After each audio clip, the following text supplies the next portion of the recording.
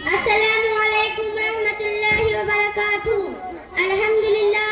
अल्हम्दुलिल्लाहि रब्बिल आलमीन वस्सलातु वस्सलाम अला सय्यिदिल मुरसलीन व अला आलिहि व सहबिहि अजमईन अम्मा बाद फ़अऊज़ु बिल्लाहि मिनश शैतानिर रजीम बिस्मिल्लाहिर रहमानिर रहीम अला बिज़िक्रिल्लाहि तत्मइन्नुल कुलूब सदक़ल्लाहुल अज़ीम। न दुनिया से न दौलत से न घर आबाद करने से, न दुनिया से न दौलत से न घर आबाद करने से तसल्ली दिल को मिलती है खुदा को याद करने से। गरामी कद्र मुअज़्ज़ज़ सामईन, कुरान करीम की जिस आयत को मैंने आप हजरात के सामने पेश करने की सादत हासिल की है, इसमें अल्लाह तबारक व तआला इरशाद फरमाते हैं अला बिज़िक्रिल्लाहि तत्मइन्नुल कुलूब। सुन लो, अल्लाह के जिक्र ही से दिलों को सुकून और इत्मीनान नसीब होता है। बड़ा जरानी इस्लाम असरे हाजिर में आप एक ताइराना निगाह लोगों पर डाले और उनके अहवाल का सरसरी जायजा ले तो आपको अंदाजा होगा कि आज लोगों में रूहानी सुकून का फकदान है। इत्मीनान और सुकून की कैफियत मैसर नहीं, हर वक्त दिल बेचैन है, ज़हन परेशान है, दिमाग उलझा हुआ है। हालांकि हर तरह का ऐशो आराम मौजूद है, आराम और राहत का साजो सामान मौजूद है, माल और दौलत की फरावानी है, जायदादो जमीन मकान और कोठियां भी मौजूद है, नर्म नर्म बिस्तर है, कीमती गद्दे और मसहरियां हैं, आने जाने के लिए गाड़ियां हैं, दुनियावी एतबार से आराम और राहत के तमाम वसाइल व जराए मौजूद है, आल व औलाद नौकर चाकर भी मौजूद है,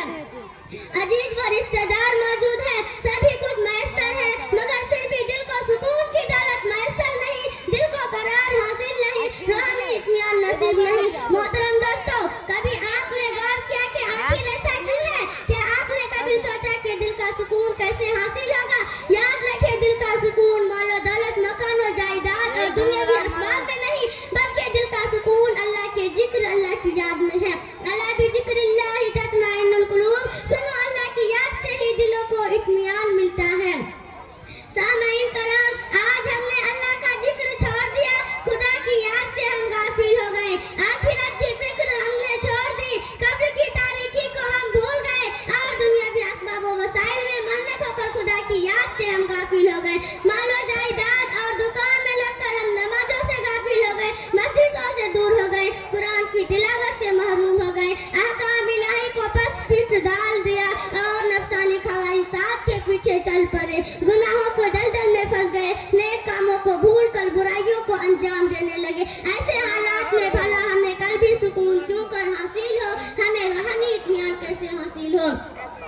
एक हदीस कच्चे में इरशादे बारी ताला है, ए इब्न आदम, तू मेरी इबादत के लिए खाली हो जाए, मैं तेरे सीने को गुनाह यानी दिल की मालदारी से भर दूंगा और तेरी मोहताजगी को दूर कर दूंगा, और अगर तूने मेरी इबादत के लिए अपने आप को फारिग ना किया तो मैं तेरे हाथ को कामों से भर दूंगा और तेरी मोहताजगी को खत्म ना करूंगा। चुनांचा आप देख सकते हैं कि दिनों रात इंसान दौलत कमाने में लगा रहता है, मगर ना उसकी जरूरियात पूरी होती है और न ही कामों से फुर्सत मिलती है, और जो शख्स खुदा की इबादत से साथ अपना काम करता है उसकी सारी जरूरतें भी मुकम्मल हो जाती है, नेक अमल भी कर लेता है और दिल का सुकून भी ऐसे मैसर होता है। वलिल्लाहि खजाइनुस समावाति वल अर्ज, खजानों की कुंजी अल्लाह ताला के पास है, वही इंसानों को रिज़्क भी देता है और वही दिल को सुकून भी देता है।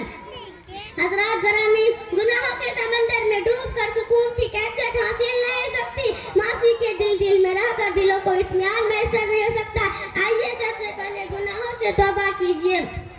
सच्चे दिल से निदामत के आंसू बहाइए, परवरदिगार को राजी कर लीजिए, हाथ उठाकर दुआ मांगिए, ए अल्लाह, हम यकीनन गुनाहगार हैं, तेरे अजाब और सजा के हकदार हैं, मगर हमारे मौला हम तेरे ही बंदे हैं, तेरे प्यारे नबी मोहम्मद सल्लल्लाहु अलैहि वसल्लम के उम्मती हैं, तू हमें अपने नबी मोहम्मद सल्लल्लाहु अलैहि वसल्लम के सदका तुफैल में माफ फरमा, हमारी बख्शिश फरमा और हमें नेक अमाल की तौफीक दे, हमारे दिलों को सुकून और इत्मीनान दे और तू हमसे राजी हो जा। मोहतरम सामईन, हमारे लिए जरूरी है कि हम अपने गुनाहों से तौबा इस्तगफार करें और अल्लाह की याद से अपने दिलों को तरोताजा करें। अल्लाह का